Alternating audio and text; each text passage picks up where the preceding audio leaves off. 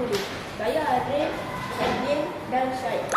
Eksperimen kali ini ialah membuat arus elektrik yang mudah didapati dari bateri.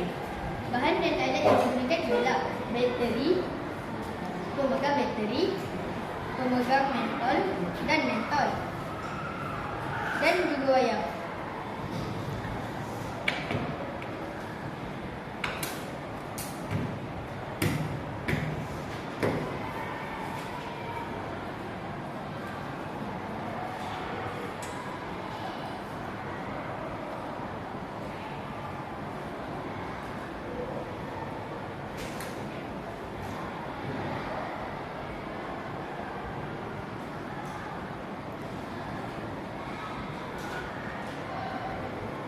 Mentol akan menyala kerana mendapat tenaga elektrik dari bateri.